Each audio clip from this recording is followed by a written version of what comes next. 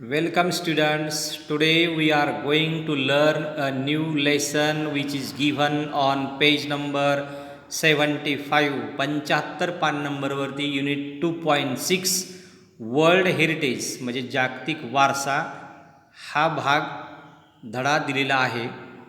तर काल आपण 74 पान नंबरवरील चिटचॅटमधील काही प्रश्न आणि त्याचबरोबर नंबर 2 मध्ये prepare a travel brochure or leaflet म्हणजे एक माहितीपत्रक किंवा हस्तपत्रक तयार करा का जे इन युअर नेटिव्ह प्लेस किंवा in your town or in a historical place असं ते आहे.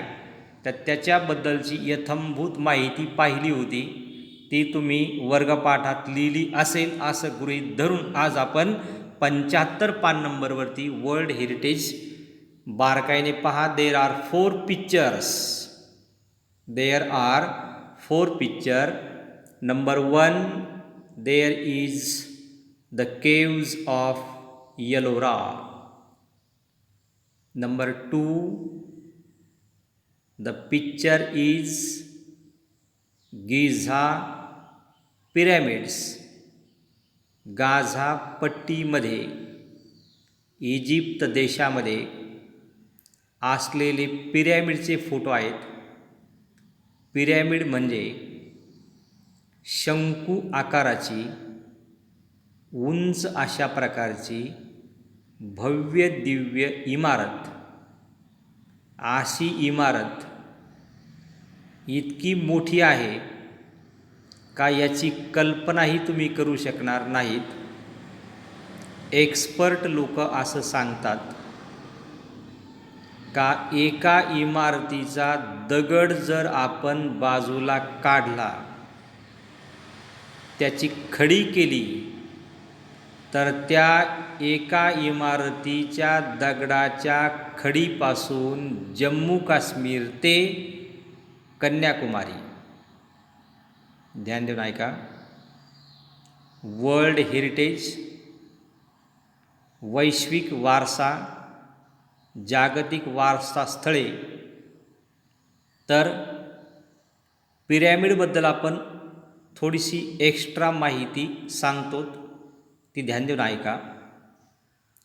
पिरॅमिड ही एक शंकू आकाराची इमारत आहे का जी इमारतचा एक भाग जर आपण वापरला, त्याला वापरलेल्या दगडाची खडी बनवली, तर भारतामध्ये जम्मू काश्मीरपासून तर कन्याकुमारीपर्यंत 18 फूट रुंदीचा आणि 1 फूट उंचीचा, 18 फूट रुंदीचा 1 फूट उंचीचा एवढा रोड तयार होईल. एवढी खडी त्या एका पिरॅमिडपासून निर्माण होऊ शकेल, एवढी मोठी ती इमारत आहे. आणि ही इमारत आहे मानव निर्मित, मानवाने बांधलेली, इजिप्तमधील नाईल नदीच्या काठावर बांधलेली, गाझा पट्टीमध्ये आलेली हे पिरॅमिड्स आहेत. समवेअर. आता याच्याबद्दल ह्या इमारती का बांधल्या, तर याच्याबद्दल काही लोक म्हणतात का त्या देशाचा एक राजा होता, त्याचं नाव होतं खुफू राजा. त्या खुफू राजाचं थडगं म्हणजे पिरॅमिड्स. काही म्हणतात दे वेअर नॉट टॉम्स, म्हणजे ते थडगे नाहीत, दे वेअर द ऑब्झर्वेटरीज. ते काय होत्या, तर वेधशाळा होत्या, म्हणजे खगोलशास्त्राचा अभ्यास करण्याकरता वापरलेली इमारत किंवा प्रयोगशाळा. असे अनेक समज आहे, कारण का त्याचं बांधकाम हे इसवी सन पूर्व आहे. त्याच्यावर आपण सहलीमध्ये पाहिलं आहे वेरूळ अजंठाच्या लेण्या. तर वेरूळच्या लेण्याचं वैशिष्ट्य असं आहे का डोंगरामध्ये कोरलेली, अगोदर कळस आणि नंतर पाया. आपण अगोदर पाया करतो, नंतर कळस करतो. इथं मात्र नेमकं वेगळं आहे. अगोदर कळस आहे, म्हणजे डोंगर कोरला, अगोदर कळस केला, आणि नंतर पाया खोदला तर हा सगळा भाग म्हणजे गौतम बुद्धाची लेणी म्हणा किंवा तो उंच तुम्हाला स्तंभ दिसतोय, मोठमोठे हत्ती, कोरलेला भाग हा अखंड एकाच दगडाचा आहे.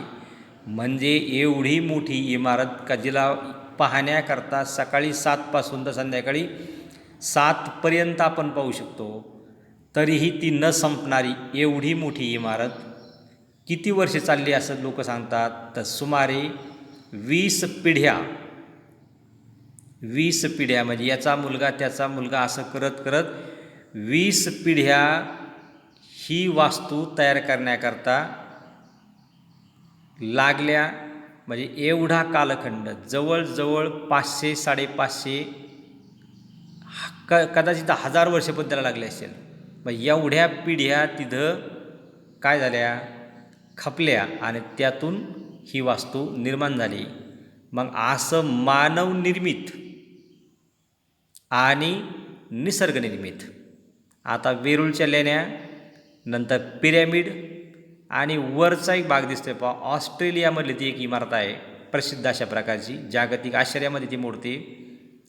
तर त्या इमारतीचं लोटस बिल्डिंग म्हणजे कमळाप्रमाणेचा आकार आहे आणि ही सुद्धा मानवनिर्मित आहे. मग जागतिक वारसा स्थळ हे 2 पद्धतीचे असतात, एक मानवनिर्मित आणि एक निसर्गनिर्मित. आता पहिले 3 मानवनिर्मित आणि खाली आहे पा एक प्रवाह आहे नदीचा, त्याच्या आजूबाजूला फुलांचं एक जंगल म्हणूया आपण, फुलांची एक बगीचा का जी मानवाने निर्माण केलेली नाही. चास पठार महाराष्ट्रामध्ये आहे ते, हे आहे निसर्ग निर्मित आणि हे सुद्धा जागतिक वारसा स्थळामध्ये याचा समावेश होतो. तर या लेसनमध्ये आपल्याला काय पाहायचं आहे, तर this chapter world heritage provides information about the world heritage sites. आता हे वर्ल्ड हेरिटेज साईट 2 प्रकारचे, निसर्गनिर्मित आणि मानवनिर्मित. मानवनिर्मित हे सांस्कृतिक भागामध्ये जातात आणि निसर्गाने तयार केले, मग धबधबा असेल, एखादा उंच कडा तुटलेला असेल, एखादे गरम पाण्याची झरे असतील, गार पाण्याचे झरे असतील, एखाद्या उंच टेकडीला चढण्याकरता बिलकुलही सायास लागत नाहीत, आपण ती टेकडी पळत पळत चढतो, म्हणजे त्या टेकडीचा गुरुत्वाकर्षणाचा बिंदू हा उच्च ठिकाणी असतो. असे निसर्गनिर्मित स्थळं कोण ठरवतं असं, तर युनेस्को नावाची एक जागतिक स्तरावरती संघटना आहे, ती संघटना हे सगळं ठरवते. मग आता या जागतिक स्थळांना आपण का भेट दिली पाहिजे, why do you like to visit the tourist or world heritage sites, तर टू रिलॅक्स, शांत समाधानी होण्याकरता. We like to visit not only to comfort but also relaxation.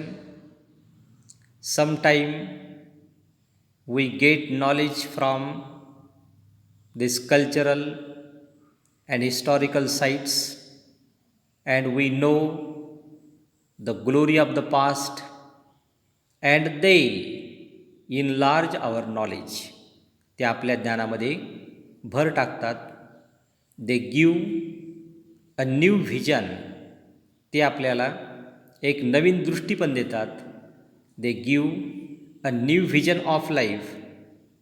So also they enlighten our intelligence, आपल्या बौद्धिक क्षमतेमध्ये सुद्धा ते वाढ करतात.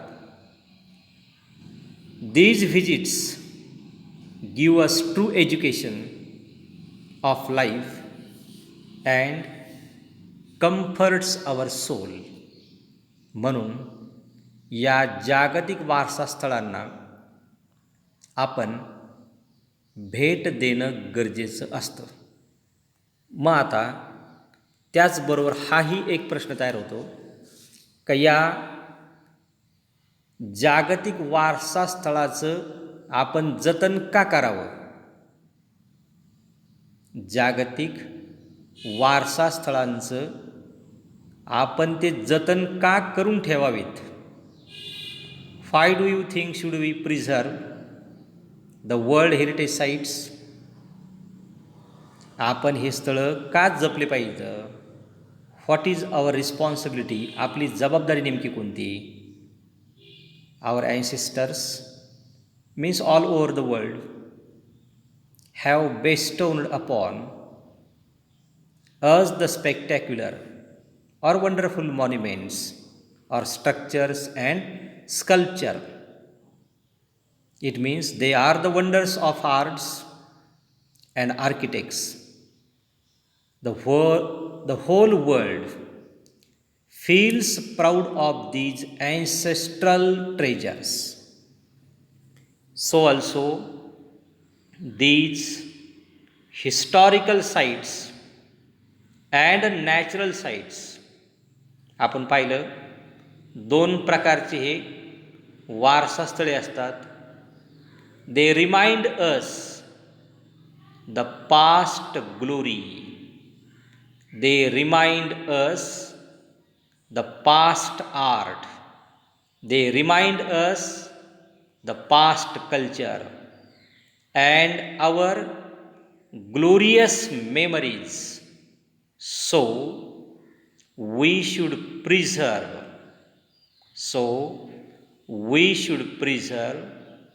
Our historical, cultural and natural spots, and it is our responsibility. म्हणजे आपल्याला या धड्यामध्ये नेमकं हेच शिकायचं आहे का जागतिक वारसा स्थळे म्हणजे काय, ते वारसा स्थळं ठरवण्याचा अधिकार कोणाला आहे आणि त्यांचं आपण जतन का करावं, आणि अशा प्रकारचे जागतिक वारसा स्थळं मानवनिर्मित म्हणजे सांस्कृतिक आणि नैसर्गिक कोणकोणत्या देशामध्ये आहेत याच्यावरती दृष्टिक्षेप टाकणारा हा धडा आहे असं मला वाटतं. Let us see on page number 75. सर्वांनी पान नंबर 75 काढा. 75 पान नंबरवरती माझ्याबरोबर सगळ्यांनी वाचनाचा प्रयत्न करा. स्पेलिंग पाठ असतीलच, वर्ग असता तर आपण या सगळ्या पाठ करून घेतल्या असत्या, परंतु आता ते शक्य नाही. तुमच्यावरती विश्वास ठेवून पाठ केले असतील असं गृहीत धरून let us start to read and explain. A World Heritage Site is a site determined by the United Nations Educational, Scientific and Cultural Organization, means UNESCO, to have significant cultural or natural importance of humanity. जागतिक वारसा स्थळ म्हणजे world heritage sites हे मानव जातीच्या दृष्टीने सांस्कृतिक किंवा नैसर्गिक विशेष महत्त्व असणारे युनेस्को म्हणजे United nations, educational, scientific and cultural organisations या सर्व शब्दांचे आद्याक्षरापासून युनेस्को हा शब्द त्यांनी बनवला. यांच्याद्वारा निर्धारित केलेली एक स्थळ ते असते. त्यामुळे अशी संरक्षक स्थळे, अशी स्थळे ही संरक्षित केलेली असतात आणि त्यांना एक मानवी मूल्यसुद्धा असतं. As such the sites are protected and maintained by the international world heritage program, which is administered by the UNESCO World Heritage Committee, because World Heritage sites are places that are significant culturally and naturally, and they vary in type and include forest, lakes, monuments, buildings and cities. We came to know that in the first paragraph there are two kinds of world heritage. Number 1, cultural heritage. Number 2, natural heritage. एक सांस्कृतिक वारसा आणि निसर्गनिर्मित वारसा. निसर्गनिर्मित वारसा हा निसर्गाने तयार केलेला असतो, तर सांस्कृतिक वारसा हा मानवाने तयार केलेला असतो. वेरूळ अजिंठा, ताजमहाल, वेगवेगळ्या प्रकारचे किल्ले मानवनिर्मित. अमेरिकेतला स्टॅच्यू ऑफ लिबर्टी मानवनिर्मित. भारतामधला गुजरातमधील statue of unity Sardar Vallabhbhai Patel मानवनिर्मित. आता निसर्गनिर्मित वज्रेश्वरी मातेजवळचे ठाणे जिल्ह्यामधील गरम पाण्याचे झरे हे काही मानवनिर्मित नाहीत, ते निसर्गाने तयार केलेले आहेत. मोठमोठे व्होल्कॅनोज, ज्वालामुखी,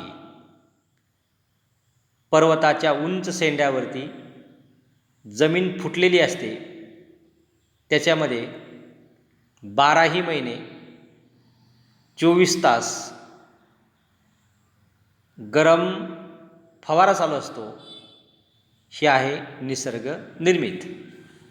म्हणून अशा प्रकारचे हे स्थळं युनेस्को नावाची संघटना ठरवते आणि ते म्हणजे जागतिक वारसा स्थळं are different from one another and there R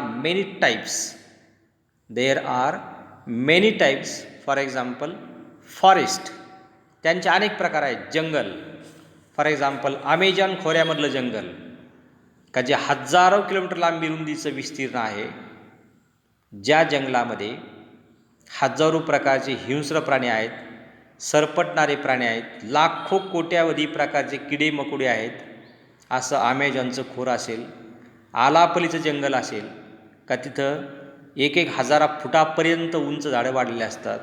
त्या झाडांच्या खोडाला वेटाळं घालून बसलेले मोठमोठे अजगर असतात. असे जागतिक कीर्तीचे जंगल. लेक्स म्हणजे काय, तलाव. मॉन्युमेंट्स म्हणजे पुतळे. बिल्डिंग्स म्हणजे इमारती. And cities. पहिल्या पॅरेग्राफमध्ये जागतिक वारसा स्थळं मानवजातीच्या दृष्टीने का महत्त्वाचे आहेत, ते वारसा स्थळं कोण ठरवतं आणि त्याचे प्रकार किती, हा भाग पाहिला. Number 2, world heritage sites can also be a combination of both natural and cultural areas. World Heritage Site can also be a combination. Combination एकत्रीकरण. Of both cultural and natural areas. जागतिक वारसा स्थळामध्ये सांस्कृतिक व नैसर्गिक अशा दोनही गोष्टींचा संयोग झालेला आपल्याला दिसून येतो. फॉर एक्झाम्पल, उदाहरणार्थ, mount हंक्शन in China is a site with significance to human culture because it played a role in historical Chinese art and literature. जागतिक वारसा स्थळांमध्ये आपण पाहिलं, सांस्कृतिक आणि नैसर्गिक अशा दोनही गोष्टींचा कधीकधी संयोग झालेला दिसून येतो, एकत्रीकरण दिसून येतं. उदाहरणार्थ, चीनमध्ये माउंट हंक्शन हे ठिकाण सांस्कृतिकदृष्ट्या महत्त्वाचे आहे, कारण because it played a role in historical Chinese art and literature. The mountain is also significant because of its physical landscape and its characteristics. म्हणजे त्या कालखंडामध्ये, फार पुरातन कालखंडामध्ये चिनी कला आणि साहित्यामध्ये त्यांची एक उल्लेखनीय भूमिका होती. भौगोलिकदृष्ट्या, स्थल सौंदर्याच्या दृष्टीने हंक्शन हा जो पर्वत आहे, माउंट हंक्शन हा पर्वत अत्यंत वैशिष्ट्यपूर्ण आहे. म्हणून चीन देशामधील फार पुरातन काळातील लोकांनी तिथं नवीन नवीन अशा प्रकारच्या कलाकुसरीचं काम त्या डोंगरामध्ये केलेलं आहे. म्हणजे डोंगर हा नैसर्गिक वारसा आणि त्यामध्ये केलेली कलाकृती चिनी लोकांनी ती मानवनिर्मित, म्हणजे there is the combination of cultural and natural heritage.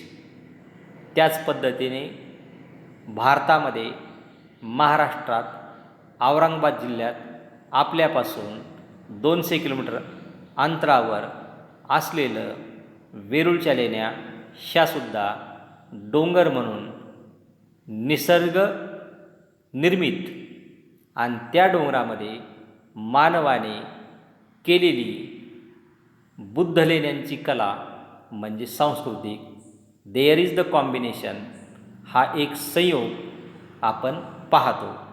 म्हणून भौगोलिकदृष्ट्या, स्थलसौंदर्याच्या दृष्टीने आणि मानवनिर्मित कलेच्या दृष्टीने चीनमधला माउंट हंक्शन आणि भारतामधील, महाराष्ट्रामधील औरंगाबादमधील आपल्यापासून अत्यंत जवळ असलेला वेरूळचा डोंगर हे वैशिष्ट्यपूर्ण पर्वत मानले जातात. हा भाग कळाला. पुढचा टॉपिक येतो history of world heritage sites.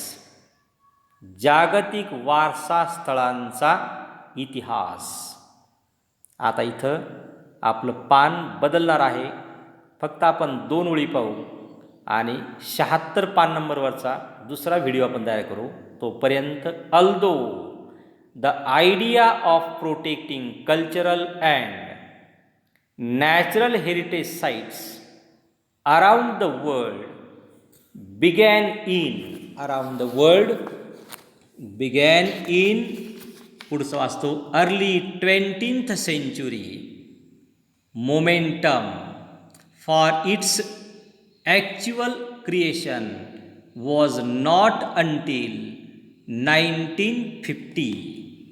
म्हणजे भारतातील नव्हे जगातील सांस्कृतिक आणि नैसर्गिक वारसा स्थळांचे संरक्षण करण्याची कल्पना ही 20व्या शतकाच्या सुरुवातीला अस्तित्वात आली. म्हणजे 1950च्या पूर्वी ही कल्पना अस्तित्वात आली, परंतु 1950 सालापर्यंत ती प्रत्यक्षात यायला त्याला चालना मिळाली नव्हती. म्हणजे हे क्षेत्र, जगामधले क्षेत्र मानवनिर्मित आणि निसर्गनिर्मित याचं आपण संरक्षण केलं पाहिजे असं कोणत्याही राजाच्या जनतेच्या मनात आलेलं नव्हतं. परंतु जसे जसे हे स्थळं माहिती होऊ लागले तसे तशी एक नवीन संकल्पना उदयास आली 1950च्या नंतर, का आपण या जागतिक वारसा स्थळांचं संरक्षण केलं पाहिजे. Because is the glorious historical and cultural and natural sites we have to preserve. याचं आपण जतन केलं पाहिजे. So let us stop here. 75 पान नंबर तुम्हाला समजलं असेल असं गृहीत धरून पुढचा व्हिडिओ आपण तयार करण्याचा प्रयत्न करूया. तोपर्यंत वेलकम.